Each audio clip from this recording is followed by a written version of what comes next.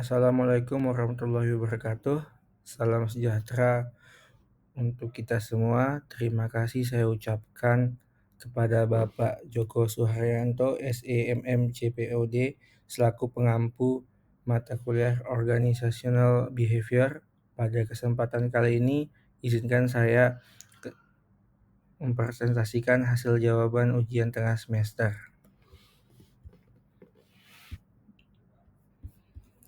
Mengapa fenomena quiet quitting bisa terjadi ditinjau dari perspektif perilaku dalam organisasi dan budaya organisasi?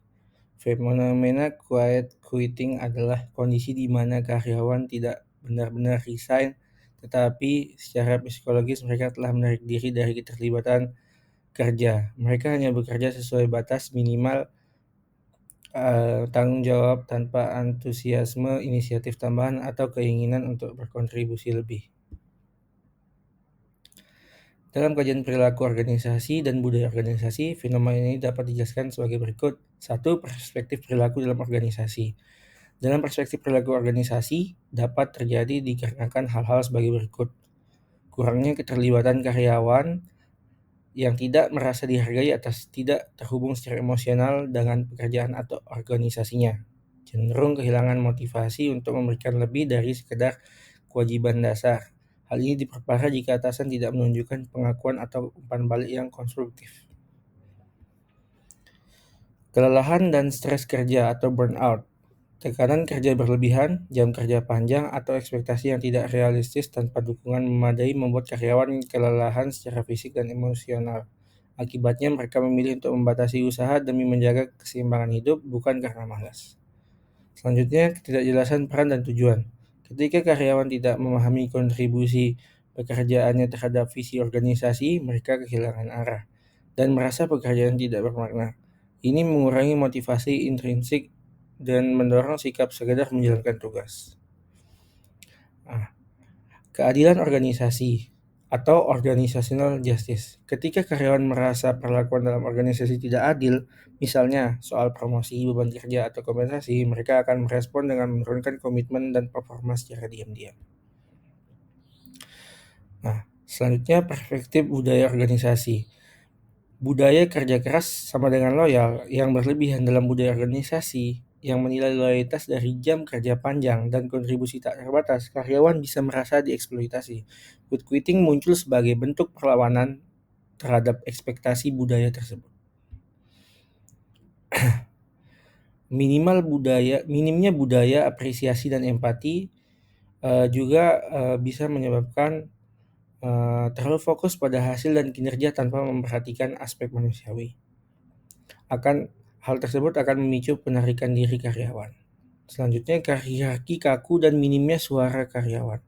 Dalam organisasi yang tidak terbuka terhadap ide, masukan, atau kritik, karyawan merasa tidak punya ruang untuk berkembang.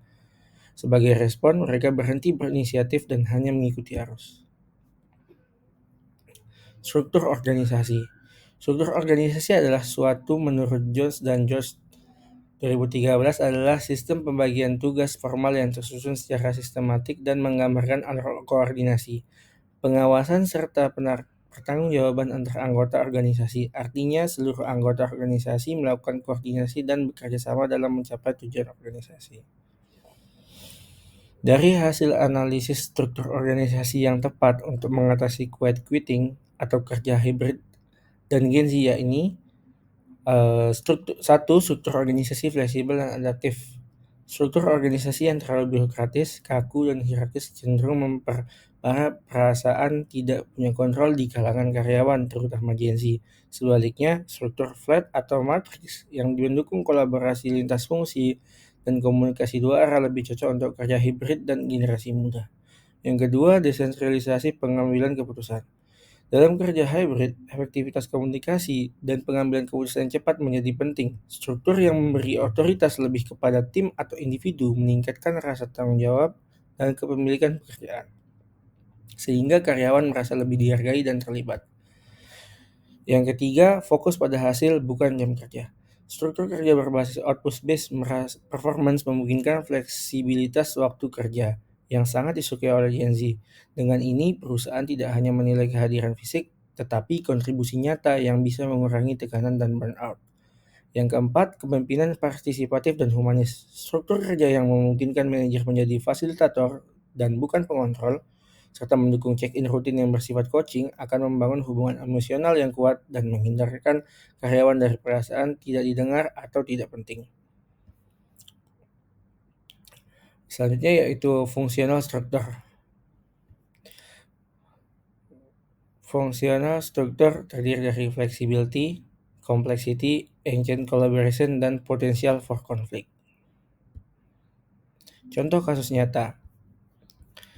Kasus yang gagal atau Meta atau Facebook.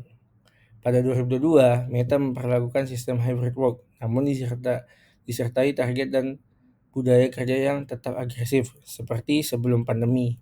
Banyak karyawan mengalami burnout dan menurunnya engagement, bahkan di internal sempat populer istilah quiet quitting sebagai reaksi terhadap budaya overproductivity. Meski diberi fleksibilitas waktu, karyawan merasa tidak punya autonomi penuh karena pemantauan kinerja masih ketat dan gaya kepemimpinan terlalu fokus pada target. Contoh kasus suksesnya yaitu PT Telkom Indonesia. Program Smart Office. Telkom menerapkan lingkungan kerja hybrid yang berbasis trust, memberikan fleksibilitas tinggi kepada karyawan dalam bekerja dari mana saja. Dalam struktur barunya, Telkom mendorong digital leadership, memberi ruang inovasi, dan menyelaraskan kinerja dengan budaya kerja yang kolaboratif. Hal ini berhasil meningkatkan employee engagement, terutama di kalangan milenial dan Gen Z, serta mengurangi potensi quiet quitting. Rekomendasi strategi organisasi agar quiet quitting tidak terjadi. Bangun budaya keterlibatan karyawan. Melakukan survei, keterlibatan rutin, forum feedback terbuka, dan tindak lanjut nyata terhadap keluhan atau ide dan melibatkan karyawan dalam pengambilan keputusan, terutama terkait cara kerja dan target yang relevan. Selanjutnya yaitu terapkan sistem kepemimpinan humanis. Melatih manajer untuk menjadi coach bukan hanya supervisor dan mendorong check-in berkala yang fokus pada pertumbuhan karyawan, bukan hanya pencapaian target. Selanjutnya yaitu fleksibilitas dan kejelasan harapan dalam kerja hybrid. Ekspektasi kerja hybrid yang jelas, transparan, dan disepakati dua arah dan mengukur kinerja berbasis hasil, bukan kehadiran atau jam kerja. Ciptakan jalur karir dan pendiri yang terbuka. Menyediakan akses ke pelatihan, mentoring, dan pengembangan keterampilan. Gen Z sangat termotivasi jika mereka tahu ada pertumbuhan nyata dalam pekerjaan. Selanjutnya yaitu tingkatkan komunikasi dan transparan organisasi. Komunikasi terbuka tentang kondisi perusahaan, strategi, dan arah ke depan dapat menemukan rasa memiliki dan menghindari kesenjangan antara pimpinan dan tim operasional. Sekian dari saya, mungkin itu yang dapat saya sampaikan.